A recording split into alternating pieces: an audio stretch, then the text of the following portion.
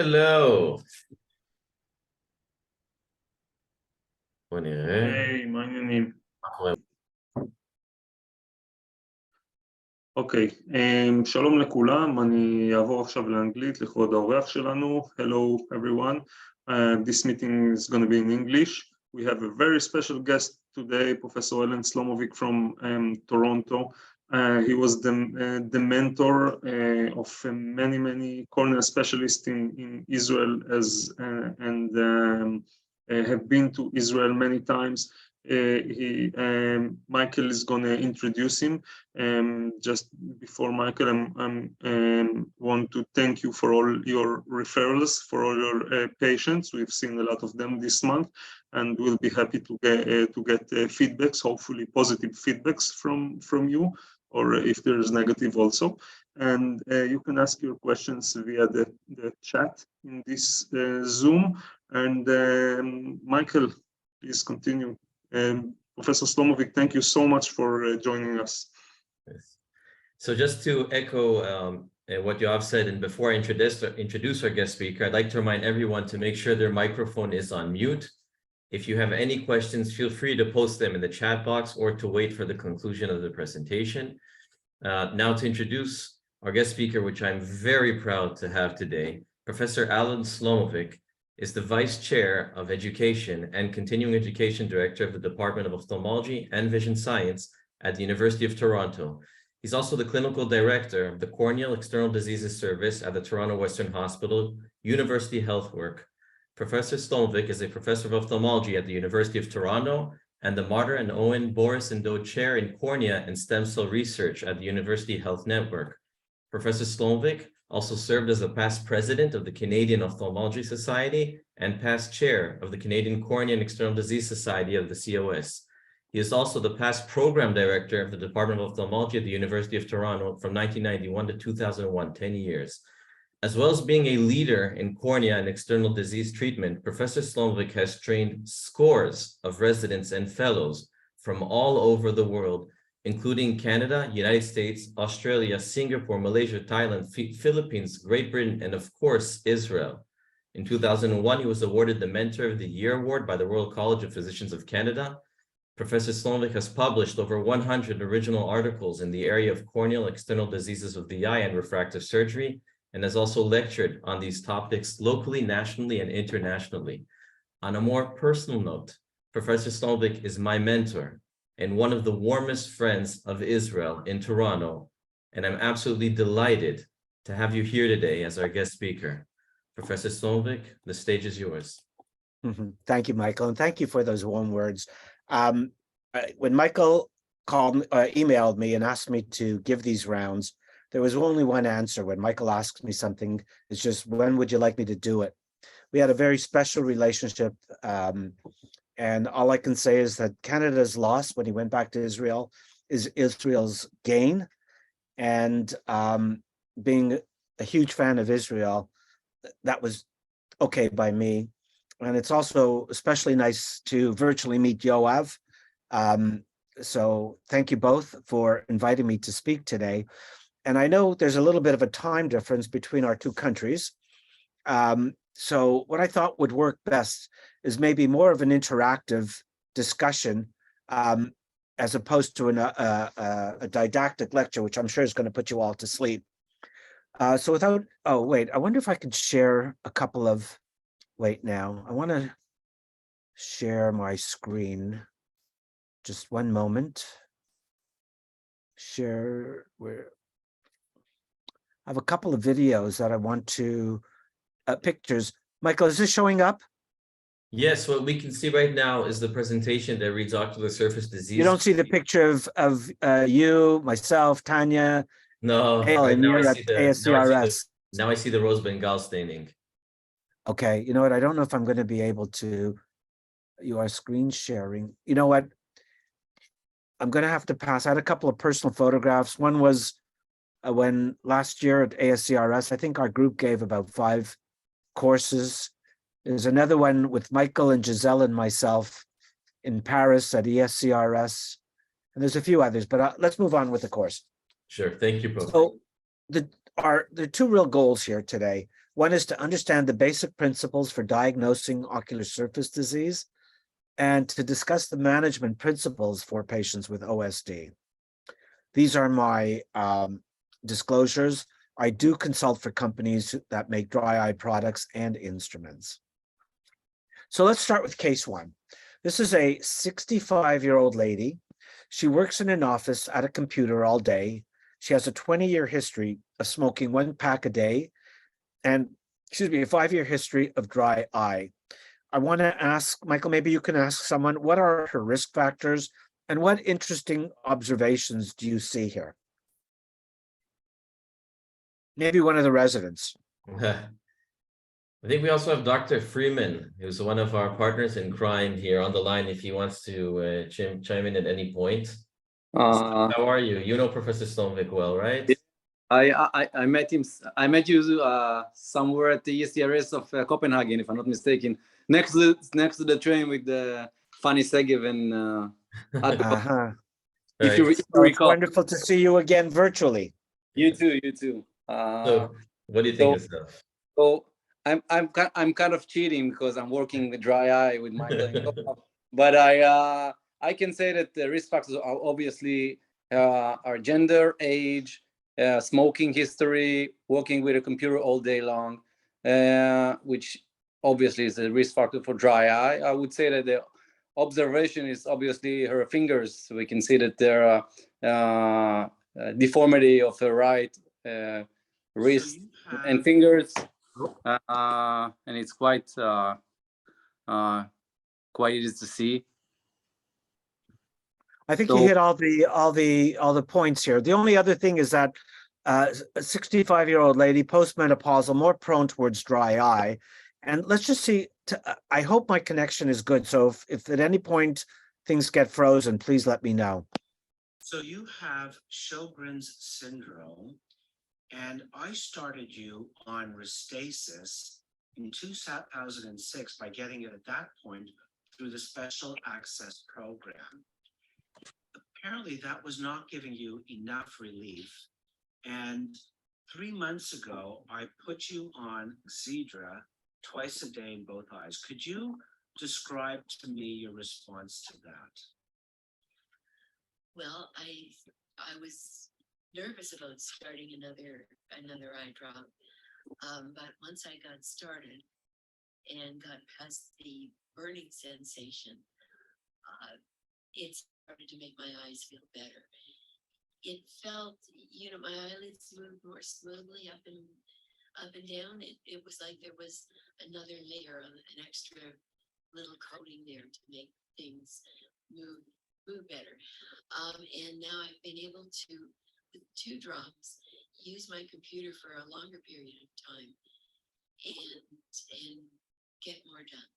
How long were you using your computer when you were just on Restasis? At the beginning with Restasis, it was great. It was the difference between night and day, but lately I've been with just the Restasis. I was finding I couldn't use it for more than about a half an hour, 3/4 of an hour at a stretch, and then I would have to stop for a while and try to get back to it. Now I'm back to normal. I can just use the computer when I want to, and I don't have to stop. My eyes are not as limiting factor. Overall, has the addition of Xedra to Restasis improved your quality of life? Yes, I would say it has. Very good. Thank you so much. So I think, this lady obviously has Sjogren's, secondary Sjogren's, rheumatoid arthritis, dry eye, dry mouth. And I put this video in there to just let her explain in her own words, which I think she does a really good job of it, what it's like to live with dry eyes. The other really important factor is that lifitegrast, do you have Xedra in Israel, Michael? So actually, it's not available. You have to import it personally, and it's quite expensive. It probably would be around 400 Canadian dollars to import it to Israel for a 1 month supply. Wow, that's not tenable. But in any case, they work through different mechanisms, and you can add. It's expensive here too, but there's insurance issues that cover it, but you can, because they work through different mechanisms, the sum of the two often is better than each individual. So her Schirmer test is 0. What about the rose Bengal staining? Michael, maybe you'll share your knowledge with all of us, and you can just comment on the slide, maybe for some of the people who don't deal with dry eye as much. Yeah, so you can see that there is a diffuse staining, especially in the interpalpable area. You can also appreciate, it seems like she has quite a bit of few filaments as well, not just staining. It's kind of hard to point with the cursor here since I don't control it, but you can right in there in the visual axis, you have one nice filament sticking there in the middle, and inferiorly from 4 to 7 o'clock, a few more filaments.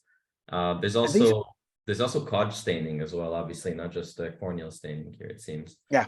So the important thing to notice is the interpalpebral fissure in a dry eye. This is where you look at for staining. I don't find fluorescein stains as well. I've basically given up rose Bengal for lissamine green. They stain the same areas of denuded mucous conjunctival cells, and but it doesn't sting as much as rose Bengal. But you certainly see the filaments, and these filaments are painful. And why are they painful? Because they're stuck to the epithelium. And every time the patient blinks, it tugs on the filament, which tugs on the epithelium. So how would you manage this patient? She's already on hourly non-preserved tears, restasis. She's got upper and lower plugs. What are our options? Yoav, you want to give this a shot? How would you handle this? I think now it's the time we need a game changer, either scleral contact lenses or some blood product. Which blood product would you use? Well, if I had PRP, I'd use PRP, but autologous serum would be okay, better than nothing. What percent would you go to? Right, 50%. Yeah, I completely agree with what you say, but because I have access to platelet-rich plasma, as I was saying before we started these rounds, with dry eye patients, you can use the same thing on 2 dry eye patients and get different responses.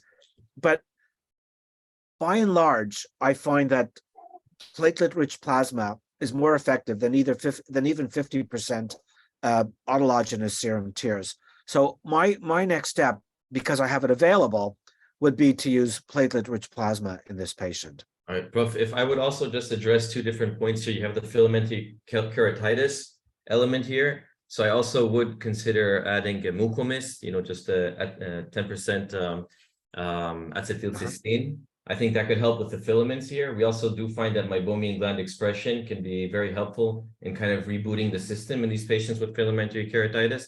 Sometimes you do actually have to debride them manually and put a bandage contact lens. And definitely for her tear production, which is 0 here with a Schirmer test of 0, I agree with you completely regarding a blood-derived product such as platelet-rich plasma or autologous serum. I agree with everything you say. The thing that you might also, what I found in my own experience is a bandage contact lens on these eyes gets rid of the filaments. Now you take the lens off and they'll come back. So it just gives you a little bit of a window to work with. So you may want to start implementing the mucomist, the platelet-rich plasma. You may want to cover them with a broad spectrum antibiotic while you got the lens on. These are compromised eyes. These are dry eyes. They're going to sleep in the lens, and I would probably cover with an antibiotic topically. So dry eye disease, it's challenging. I gave this talk. They asked me to give this talk for the World Congress of the Cornea, and my comments were dry eye disease it's be challenging to diagnose. It's a multifactorial disease of the ocular surface, and according to TFOS, we still lack a standardized worldwide definition. The signs and symptoms of dry eye are poorly correlated, as all of you know who deal with dry eye patients. This has given rise to diagnostic categories of pain without stain, stain without pain, and pain with stain. So as a result, dry eye disease remains often an underdiagnosed and often undertreated condition. The average time for diagnosis of Sjogren's syndrome from the onset of symptoms to diagnosis is about 7.2 years. And that really is too long to let people suffer with their dryness. We know that there's two broad categories of dry eye. There's the aqueous deficient dry eye, which is the prototype here is Sjogren's syndrome. And there's the evaporative dry eye. And the prototype here is meibomian gland disease.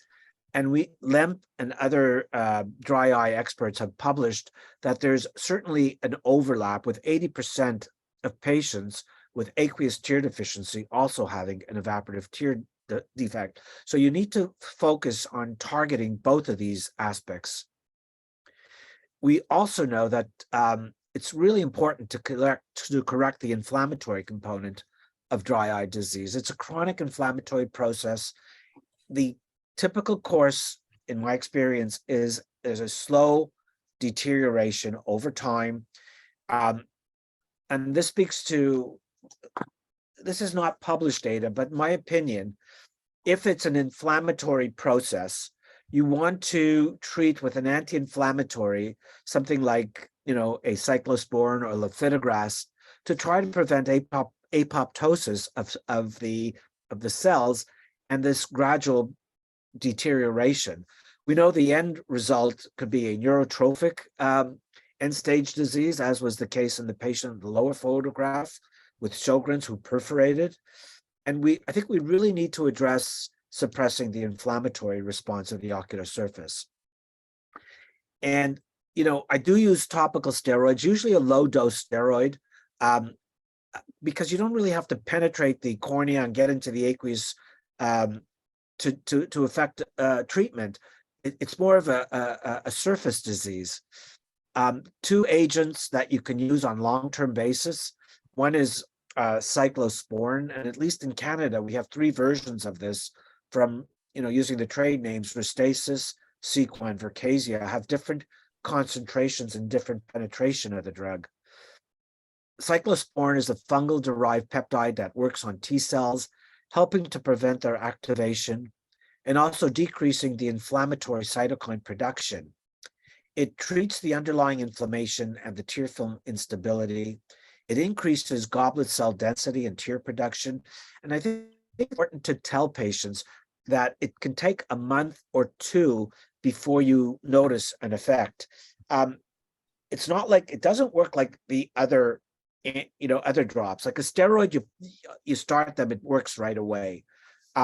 This takes time till the existing T cells die and you're preventing new T cells from being recruited. For this reason, I also like to use a low-dose steroid induction agent. So, for example, I use Lotamax or FML, and I'll start them on 4 times at the same time as the cyclosporin or lifitegrast. I'll start them on a drop 4 times a day, and every week cutting it back by 1 drop a day. So they're off the topical steroid in a month. And the reason for this is twofold. As I mentioned, steroids work immediately, whereas the cyclosporin can take at least a month. And also, I think it makes the cyclosporin more tolerable.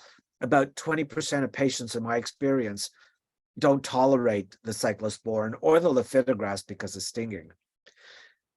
The other agent is lifitegrast, and it works, as I showed in the first video, it works through a different anti-inflammatory mechanism. So you can use these 2 together if you need more effect. And I won't spend too much time because apparently it's not readily available in Israel. But the effects are noticed earlier, usually in about 2 to 4 weeks. So we published a paper on using serum products between 15 to 50%. This was to assess patient satisfaction with autologous serum. This is for treatment of severe dry eye. And we found that when they used serum eye drops, the use of the other drops was significantly reduced. So there is some cost saving to the patient. And our conclusions from this study were that autologous serum tears treatment in severe dry eye disease significantly reduced dry eye symptoms with high patient satisfaction scores. And autologous serum tears, I've been using this for at least 25 years.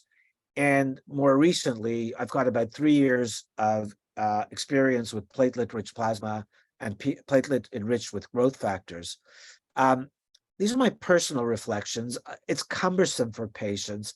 Blood has to be taken. Only a few, at least in Toronto, there are a few compounding pharmacies that'll produce it. It has to be refrigerated, so it's difficult to travel with. So I use it only after the patients have not gotten sufficient relief with either lifitegrast or cyclosporin. And my personal experience with platelet-rich plasma and PRGF, it's expensive and labor intensive. So again, excuse me, not my first line of treatment, but it is effective in many patients with severe dry eye disease, not responding to non-preserved tears, anti-inflammatory autologous serum tears. And I found it to be effective in some very difficult to treat situations, such as neurotrophic keratitis and ocular toxicity secondary to glaucoma drops and non-healing epithelial defects. Just a couple of papers. I won't go, I think I'm going to move on. It's just from a friend of Michael's and mine, Dr. Alio, found that platelet-rich plasma in a large group of patients, 368 prospectively looked at and published in Ophthalmic Therapeutics, found that it was very effective in treating patients suffering from moderate to severe dry eye. Also in a separate paper in patients suffering from post-LASIK ocular surface disease.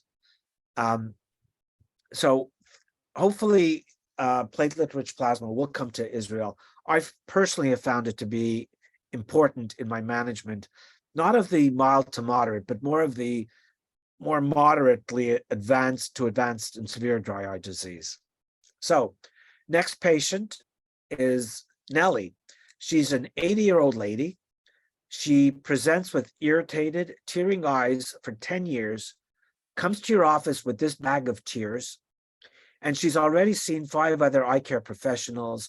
Each one wants to get her out, and they give her a sample of artificial tears. What do you want to ask her? Maybe Yoav, I could ask you.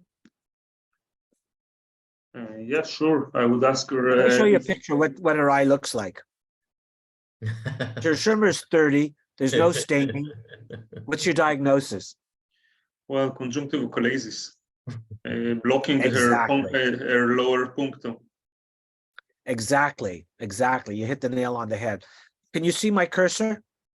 Yes, we can. Okay, so this is what Yoav is referring to, this sort of excess conjunctiva that sort of separates from underlying tenons.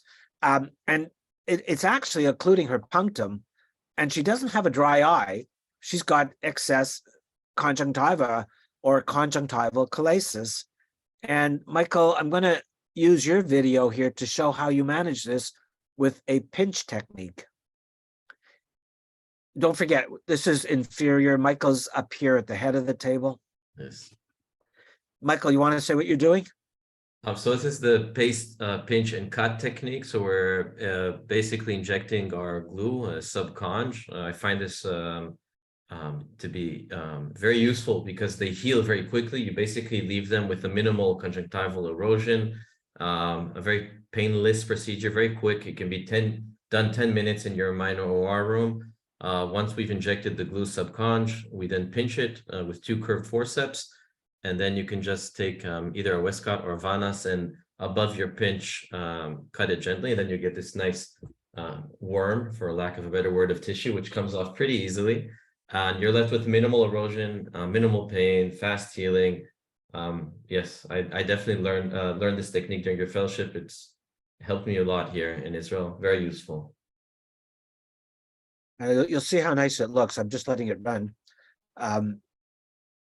And you can see you've eliminated the conjunctival chalasis. You're done at this point. You might want to just oppose this a little bit better, but you've got glue and it'll stick together nicely. Very nicely done.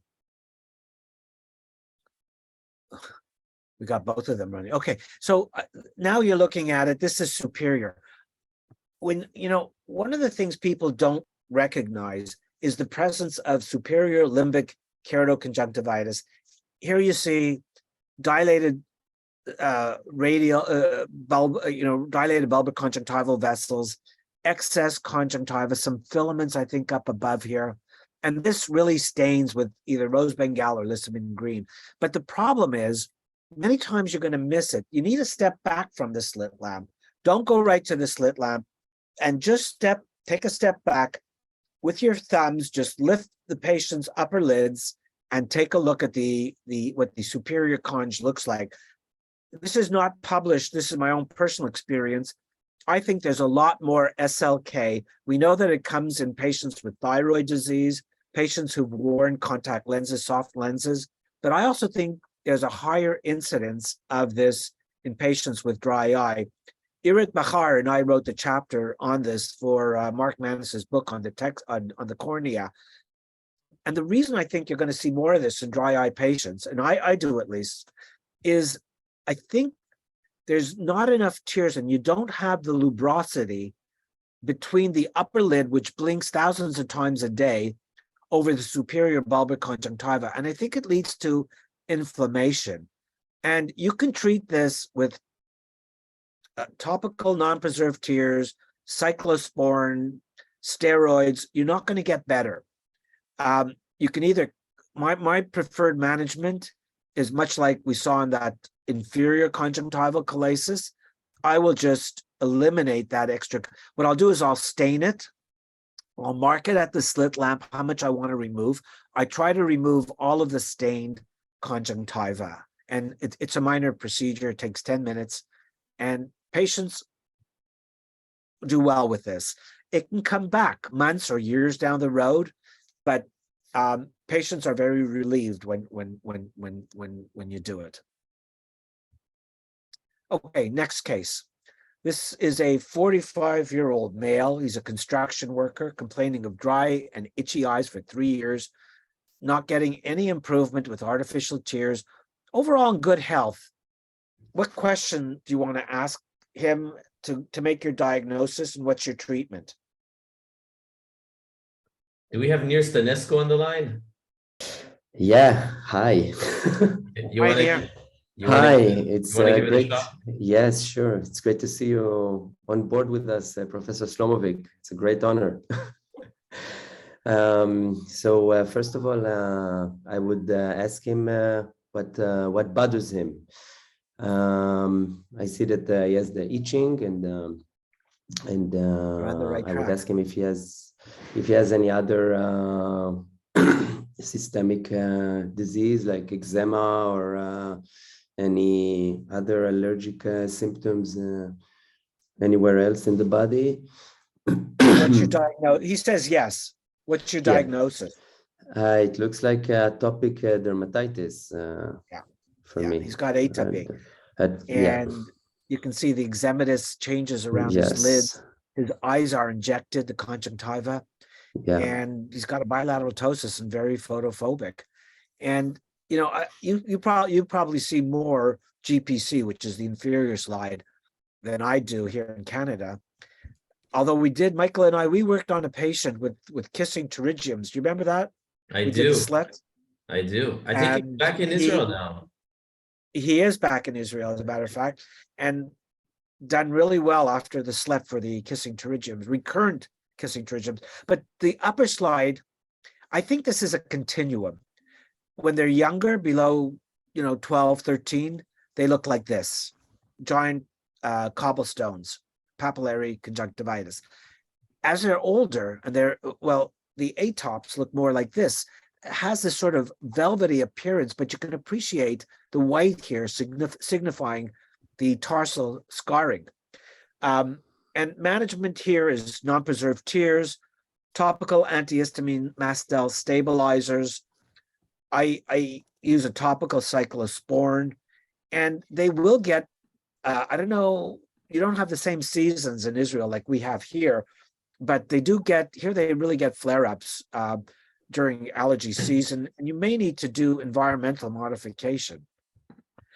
And this is the sequelae. You want to manage these patients. If they itch and they rub, you're going to get this, which is keratoconus. And they also get this, which is a shield ulcer. And these are difficult to treat. This is blood vessels. This is going to result in scarring in the visual axis. So you really want to try to get them earlier rather than later. And you want to try to pharmacologically help them with, antihistamine, mast cell stabilizers. For my atops, if they're, I keep most of them on a topical cyclosporin. I'm just getting a feel now for Cequa as the topical cyclosporin, as it's a higher concentration of cyclosporin. Prior to this, I was, getting it compounded in the pharmacy, and you do need to know that they're going to get, flare-ups, and you need to treat these flare-ups with pulse steroids, like even hourly full-strength steroids. I like this slide. I used it when I spoke to the Allergy Society. If the eye burns, think of a dry eye. If it itches, think about allergy. And if it's sticky, think of a conjunctivitis, a bacterial conjunctivitis. Okay. Next case. How are we doing? We're not too bad on time. 63-year-old male, also works in construction, so he's outdoors most of the time. 5-year history of chronic irritated red eyes, worse when he gets up in the morning. Michael, you want to pick someone? Please? Yes. I think I have one of our residents from Rambam here. Is Diana here? Yeah, I'm here. So, I drive you guys nuts about this. What are we looking at here, Diana? So MGD, or Yes. What specifically are those? What's coming out of his eyelids? how's it called again? Wait. With a torture device I usually have in my right hand at the slit lamp. I'm going to show Yes. you a picture of his torturing a patient soon. Killing them with kindness. Okay, so I'll help you here. So you have this is the secretion. We're basically pressing on the meibomian glands and looking what comes out. Right? So we're looking at the meibomian gland expression. We'll right? look at we're not looking at the lashes. I'll show you that shortly. But this is the excretion of the glands. And you can see normally, what I tell patients, when I press on your gland, the secretion should look like extra virgin olive oil. This is more like toothpaste or candle wax. It's turbid. It doesn't excrete so well. Also notice the dilated blood vessels crossing over the lid margin. So you're right. This is meibomian gland disease. And we'll talk about Demodex shortly. It's my new pet. And you want to look at the convexities of the face, looking for dilated blood vessels. And this is a perfect example. The nose, the cheeks, chin, and forehead. You look for these dilated vessels. Often I will ask them, do you flush when you have spicy food or alcohol or chocolate? And they're more reactive, vasoreactive in patients with rosacea. So he's already on hot compresses, lid hygiene. I like the hypochlorous spray. Using omega-3 fatty acids, controversial, but I still use it. And non-preserved artificial tears. What is our next step? I think that's a classic patient for IPL. Okay, good. I And agree. I would start concurrent Sulantra. Start what? Sulantra ivermectin cream. That's a new rosacea cream. cream. Yeah, against Demodex. It's ivermectin. Yeah, Yes. ivermectin cream and IPL, they respond very well to this combination. I agree with you. But I'm going to start. So meibomitis is the most common cause of an evaporative tear deficiency. First line of treatment, I stop is hot compresses and scrubs, lid massage. I do use doxycycline in a patient who can't afford either IPL or LipiFlow. I find that it gives problems. It gives a lot of people GI upset. Symptoms come back when you stop it.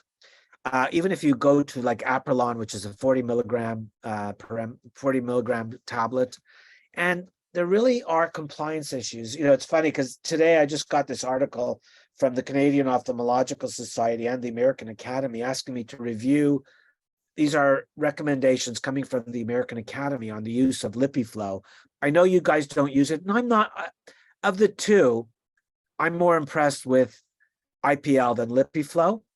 But I'll just talk a little bit about IPL first, and then I'll talk about LipiFlow first, and then I'll talk a little bit about IPL. This is an article published by Ed Holland, and this is what the article that I got from the American Academy says as well. It'll be coming out probably in the next couple of months. So a single LipiFlow treatment was more effective than 3 months worth of compresses and scrubs. And, you know, we all tell our patients, go home and start doing compresses and scrubs. You know, how compliant do you really think they are? If you're getting compliance issue with 1 drop of a anti-glaucoma medication, do you think patients are going to sit there for 10 minutes twice a day doing the compress? Some will, but a lot won't. They also looked at there's another study that showed that 1 LipiFlow treatment was more effective than 3 months worth of doxycycline. This is from the American Academy of Ophthalmology. This is on intense pulse light. I just reviewed this kind of thing for LipiFlow, but just to address the issue of IPL, this is a report by the American Academy of Ophthalmology, and the purpose was to review the literature on the efficacy of IPL on the eyelids in the management of meibomian gland disease and meibomian gland-related ocular surface disease. And their conclusions were that although methodological limitations and potential conflicts of interest in some studies raise concern, the existing body of literature demonstrates improvement in the signs and symptoms of meibomian gland disease after IPL. And that's what I find, and I think Michael and Yoav, you're also finding as well. Okay, so how does it work? There's 4 possible mechanisms. One is thrombosis of abnormal blood vessels. The light, this is not laser. A lot of patients say, is this laser? It's not. The light energy absorbed by the hemoglobin from the IPL transforms to heat and causes localized destruction of superficial blood vessels with a reduction of the inflammatory cytokines. You also get some heating and liquefying of the meibum. You reduce the epithelial turnover rate and decreasing the risk for gland obstruction. And it also kills Demodex, to get to the comment that was made earlier. And here you can see, first I do a scraping with a Carpecchi spatula of the lid margin just to open up the glands. And you can see the material that collects over here. And I think this is Michael, yeah. Here you can see that's not bad. It's a little bit turbid. You'll see a progression in symptoms. That's getting worse. You can see it. You can see why they call it the toothpaste sign.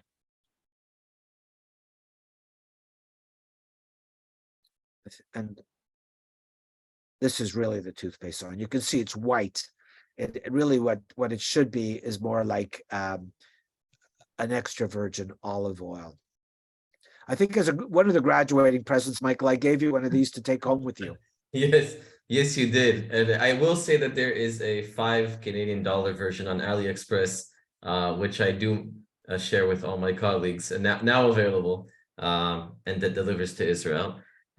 Yes, meibomian gland expression combined with IPL in our hands has been a super effective technique for treating patients.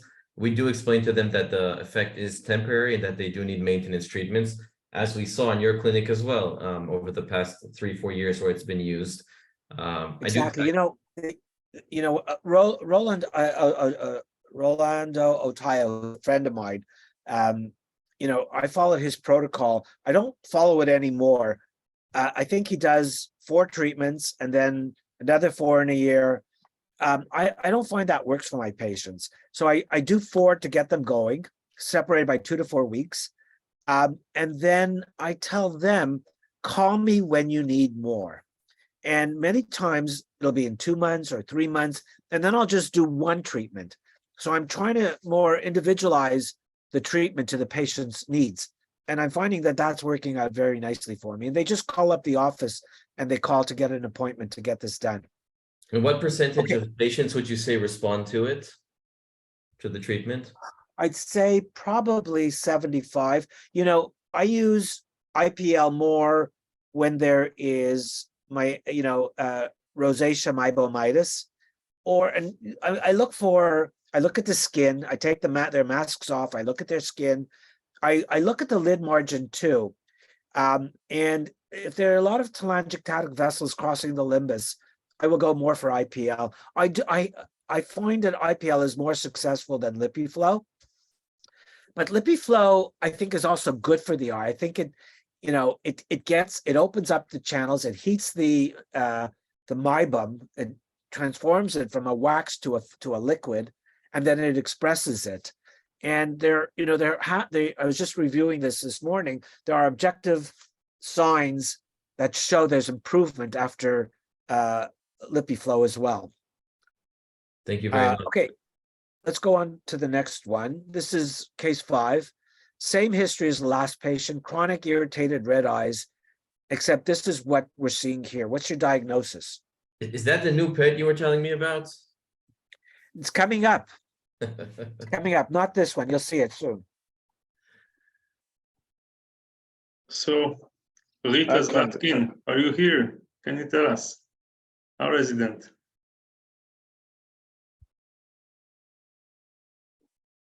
Any other? I can pick up this. Yes, Dr. Biatse, please. Hi, good evening. So you can see a dandruff here in the eyelashes. Some of them in a sleeve shape, so suspected for blepharitis, maybe Demodex blepharitis. Yeah, probably. How would you treat this, Dr. Biadzi? So eyelid hygiene, I can add wipes with tea tree oil, antibiotics ointment, or ivermectin ointment in the case of Demodex blepharitis. Okay. I did the microexfoliation. Yes, exactly. I was going to say mechanical debridement as well. What No, you I said is think- perfect, but I would just add mechanical debridement. I agree. And I think that this is, I compare it when I talk to the patient, I tell them to do all that. But if you see them again, then the lashes don't get cleaner. And I tell them, it's like the dentist. Every so often you need to have a deep cleaning, a descaling. And this is what this does. And I'll tell you, patients feel better after this. My subjective impression is patients really do feel better after this. And this is, I think this is the component. This is what it looks like. It comes in this case. And these are the ointments you put on. And I'll just show you a brief, I won't go through the whole thing, but you can see you're really getting rid of all of that junk that's on the lid margin. And you got to imagine that falls off into the tear film and irritates the eye, and it's got bacteria on it. So you do both the upper and the lower lids. And you do a 30-second treatment in 2 directions, and you're done with it. And you continue them on the lid hygiene and the compresses. But I think this has been helpful, been a helpful adjunct in my management. Okay. Do you find a difference between the MyBolid Pro, which you had in your clinic at one point, and the Blefex, or do you feel that they achieve the same goal? Right now I can only really talk intelligently about my experience with the Blefex, and I find that that's helpful. I don't recall that much use of the MyBo. We had the MyBolid Pro, the other one that turned Yeah. in a different direction when during my period there with you for I think half a year more or less. Yeah. It had good results as well. Just wondered if you saw any difference between the two, or if they're quite similar. I'm not sort of jumping to remember a big difference, Sure. Michael. So it couldn't have impressed me that much, the difference. I think as long as you're getting at the root of the problem and cleaning the lid margins, you're good. All right. Thank you. I can speak more about the Blefex because I've had much more personal experience with it. But okay, I think we're coming close to the end and our time is almost up. What do we see here? I didn't get that. That's Could my you- watch, sorry. We can ask Siri wants to ChatGPT as well. participate.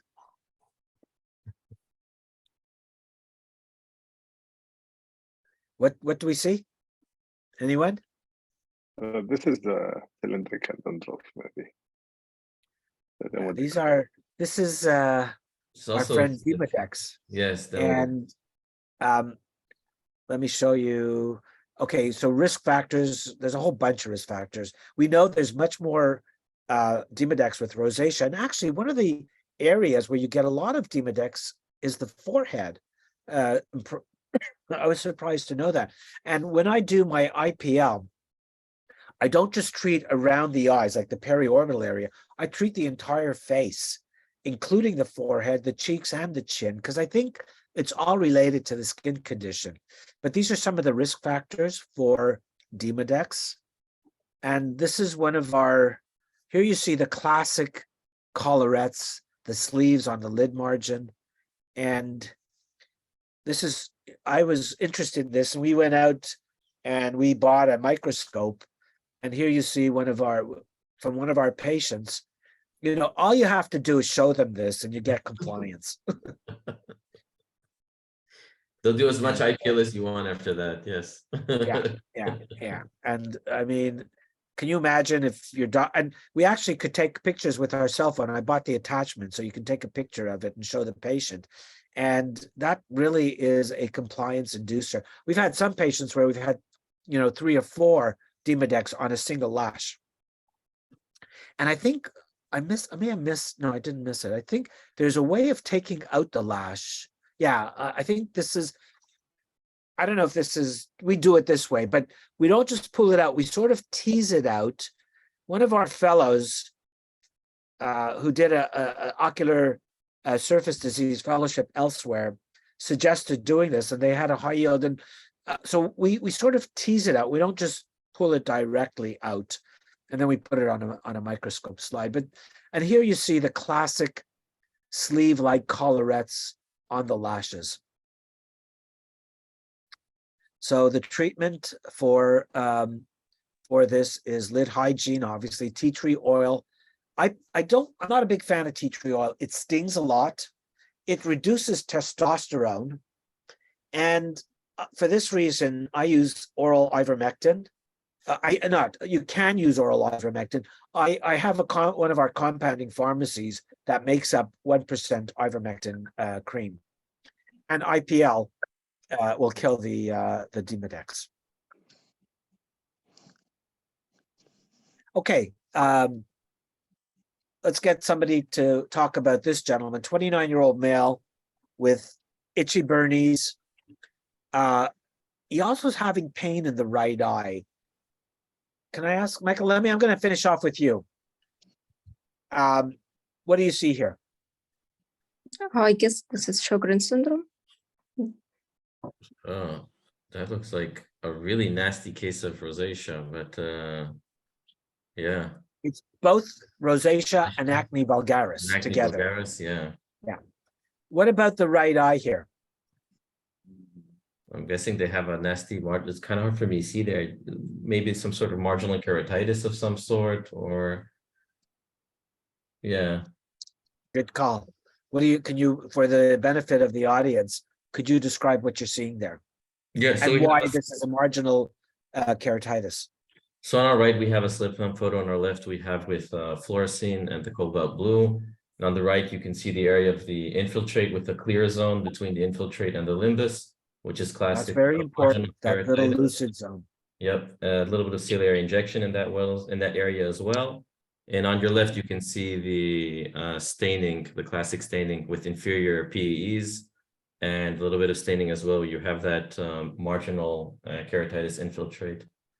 So is this infectious, for the benefit of the audience? Sorry? Is this infectious?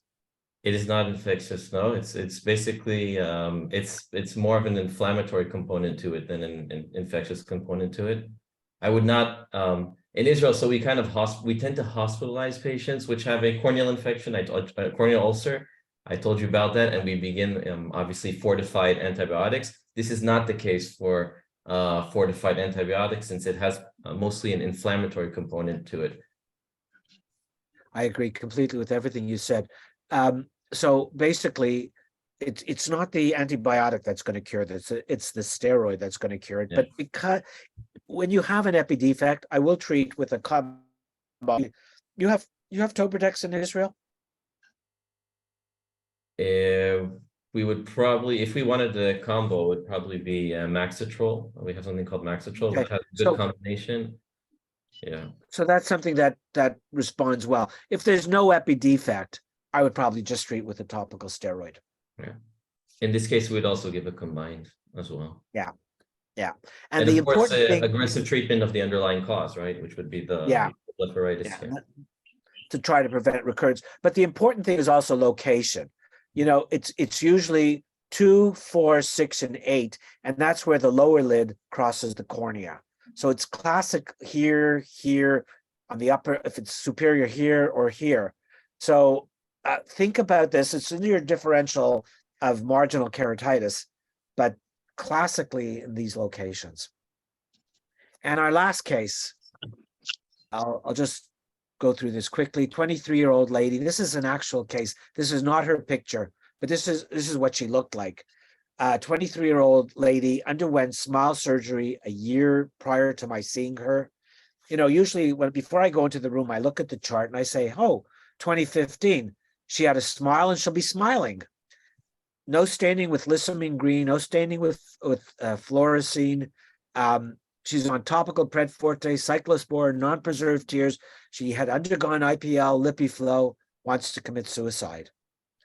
Yeah. Sounds like corneal neuralgia post refractive surgery. Yeah. And Yes. we could try probably a little bit of blood-derived products and see if that can help her. Sometimes bandage contact lens can help them, or scleral contact lens. And if all else fails, then we could probably try, you know, like gabapentin, and then you may want to get pain specialists involved as well with some of these medications. So these are the toughest patients to treat and to please. Blue filter glasses can help. What? Blue filter glasses can also help. I've not tried that, but I think, Michael, you hit an important point. And I'm trying to build a network. I've got a good pain person who's interested in trigeminal neuralgia, and it's good if you can work with your. In Canada, the anesthesiologists deal with pain, so you know you're going to want gabapentin. You know sometimes you need a nerve block. You also I'm trying to find a good psychiatrist that will help deal with this, because it becomes a multi-discipline problem. You know, everybody says these patients are crazy, and they're really difficult. They are difficult because they have a difficult life, and they do commit suicide. And unbeknownst to many of you, there's a whole chat network on the internet of these patients with neurotrophic pain after refractive surgery. And they didn't start off crazy in most situations, but you know, living with chronic pain does things to your psyche. And just remember that when you see them and you think they're crazy, they're going through a very rough time. And this is a very, very difficult one to treat. I've also tried fitting them with I was able to get the Pros lens system in Canada. We were the first, and I think we're still the only Pros lens place in Canada. And sometimes I will have them put, you know what a Pros lens is, right? It's sort of an oversized scleral lens that has a well in it. And Steve Flugfelder taught me this. I have them put a couple of drops of PRP in the well before they put their lenses on. But it's still, it's hard to make progress with these patients. Did they get any improvement with the Pros? Some, you know, what I've learned here is that better, you know, don't always look for a cure. Look for better. Yeah. If you can make their life a little bit better, you're doing well. It's those, I find that it's those that where you put a drop of Alkane, or here we call it Localine. If you put a drop of that on their eye and they don't have any improvement in their pain, those are the ones that are screwed. Those are the ones that no matter what you do, nothing can help them. Whereas if you do give them a drop of Alkane or Localine and they have some sort of improvement, then you know that they may, you know, respond to some, you know, some of your ocular treatments. But yeah, absolutely right. I agree with you with that one. So managing dry eye in a timely manner You can significantly improve the patient's quality of life by alleviating their chronic discomfort. And I also think you prevent progression of the ocular surface disease, which is a gradually deteriorating condition. And a happy patient is a happy surgeon. So I'd like to thank you. We finished right on time. I'd like to thank you, Michael and Yoav, for inviting me to speak today. I hope we were able to answer some of the questions and provide a little bit more information about management and diagnosis of ocular surface disease. Thank you, Prof. Thank you very much. We do have a few small questions. One is a question from Dr. Stanescu about castor oil. I'm not familiar with this therapy, but do you have experience with castor oil for dry eye? I've heard of it. I don't have any experience with it. I'm using PRP in the more severe cases. Are you talking about taking castor oil orally, or? No, I'm actually talking. I'm talking about castor oil, shaman kick, בעברית. Castor oil drops, that usually used for the hair. You can use it for the skin, for many types. From castor I've heard beans, about it. I don't have any experience with it. Okay, it's just very cheap. My question is about all the treatments for MGD. I mean, we have very good experience with IPL and BlephEx and meibomian gland expression. This is our usual protocol. But when patients ask us, will this stop the deterioration of MGD? I tell them, I don't know. In the long run, we see patients with atrophic glands, with end-stage MGD, and I still don't know what's the natural history of this disease and whether can we affect it. You see, that's where I think LipiFlow can be beneficial. I wish it was just associated with more symptomatic improvement because it's expensive. The applicators are disposable and they cost quite a bit. But I think that by heating the glands and massaging the meibomian glands and causing them to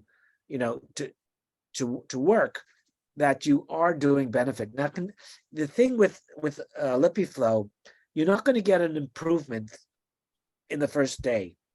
It's after a month or two that you start getting improvement, and that they do better. But it is, I agree with you. I think meibomian gland disease and dry eye disease is a chronically progressive condition, and it's an we know dry eye is definitely considered an inflammatory condition, certainly is meibomian gland disease.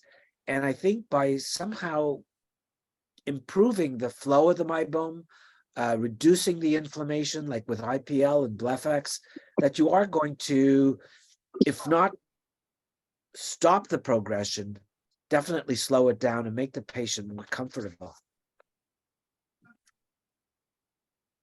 Thank you very much. Do you see any more questions from the audience, Yoav? Yeah, well, there was about the castor oil.